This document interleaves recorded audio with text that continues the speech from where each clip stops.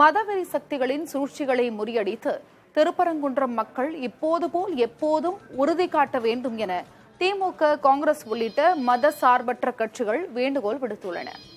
திமுக மற்றும் அதன் கூட்டணி கட்சிகள் ஒன்றிணைந்து வெளியிட்டுள்ள அறிக்கையில் மக்களை மத ரீதியாக பிளவுபடுத்தி அதில் அரசியல் ஆதாயம் தேடுவதையும் பாஜகவும் அதன் துணை அமைப்புகள் திட்டமிட்டு செய்து வருவதாகவும் குற்றம் சாட்டியுள்ளனர்.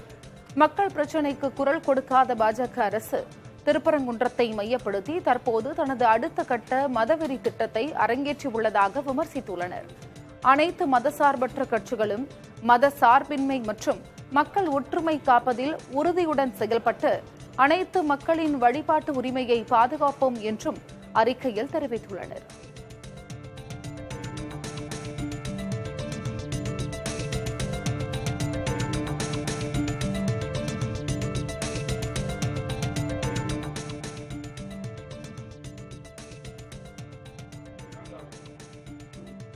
திருப்பரங்குன்றம் மலை விவகாரத்தில் மதுரை மாவட்ட ஆட்சியர் அதிமுகவை களங்கப்படுத்த முயற்சிப்பதாக முன்னாள் அமைச்சர் ராஜன் செல்லப்பா தெரிவித்துள்ளார்.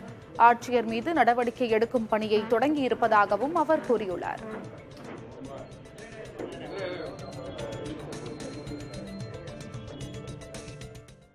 அழைப்பில்லாத கூட்டத்தில் நாங்கள் கலந்து கொள்ள வாய்ப்பில்லை. ஆனால் அவர் அழைப்பில்லாவிட்டாலும் கூட நாங்கள் கலந்து கொண்டதாகவும் எங்களுடைய பிரதிநிதி கலந்து கொண்டதாகவும் அதிலே நாங்கள் மறுத்ததாகவும் ஒரு கருத்து சொல்லியிருக்கிறார். இது எங்கள் இயக்கத்திற்கு குந்தம் விளைவிக்கிற வகையிலே, எங்களை களங்கப்படுத்துகிற வகையிலே இந்த அரசாங்கத்தில் ஒரு வகையிலே அங்கமாக இருக்கிற மாவட்ட ஆட்சித்தலைவர் குறிப்பிட்டிருக்கிறார்கள்.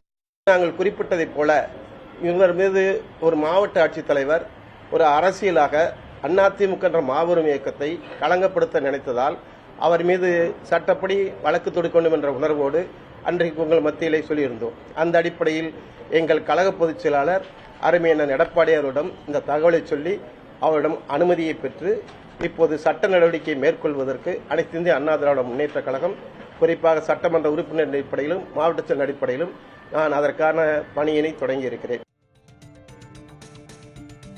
திருப்பரங்குன்றம் விவகாரத்தில் திமுக அரசு பாஜகவிற்கு மறைமுகமாக தீனி போடுவதாக எஸ்டிபிஐ கட்சியின் மாநில தலைவர் நெல்லை முபாரக் குற்றம் சாட்டியுள்ளார். மதுரையில் உள்ள அந்த கட்சியின் அலுவலகத்தில் செய்தியாளர்களிடம் பேசிய அவர், மாவட்ட ஆட்சியர் சங்கீதா ஒரு கட்சி பிரதிநிதி போல் நடந்து கொண்டதாக குற்றச்சாட்டு எழுவதாக கூறினார். மலையின் மேல் உயிர் பலியிடக்கூடாது என அறநிலையத்துறை அதிகாரிகள் கூறியது தொடர்பாக அந்த துறையின் அமைச்சர் சேகர்பாபு மீது அரசு ஏன் நடவடிக்கை எடுக்கவில்லை என்றும் கேள்வி எழுப்பினார். இந்த பிரச்சனையை சட்டம் ஒழுங்கு பிரச்சனையாக மாற்றிய அந்த காவல் ஆய்வாளர் மதுரை வீரன், ஆர்டிஓ கண்ணன், மாவட்ட ஆட்சித்தலைவர், அதுபோல மாவட்டத்தினுடைய மதுரையினுடைய காவல் ஆணையாளர் மீது தமிழக அரசு எடுத்த நடவடிக்கை என்ன? ஏன் இன்னும் வரைக்கும் மத விரோதத்தை பரப்பிய மக்களுக்கிடையே, மதங்களுக்கிடையே பிரச்சனைகளை கிளப்பிய எச் ராஜா ஏன் இதுவரை கைது செய்யப்படவில்லை? ஏன் இந்த மாவட்ட நிர்வாகம் இப்படி ஒரு மோசமாக இதில் நடந்து கொண்டது என்று தெரியல. ஆனால் திமுக அரசு சொல்றதை பார்த்தா நாங்கள் பாஜகவை கட்டுப்படுத்துகிறோம், சங் பரிவாரில் கட்டுப்படுத்துகிறோம் சொல்லலாம். அப்படிலாம் ஒன்றுமே நடக்கிற மாதிரி தெரியல. இன்றைக்கு பாஜகவிற்கு மத அடிப்படையிலான தீனியை மறைமுகமாக போடுகிற ஒரு நடவடிக்கையாகத்தான் இந்த திமுக அரசினுடைய மதுரை மாவட்ட நிர்வாகத்தின் நடவடிக்கை பார்க்குறோம்.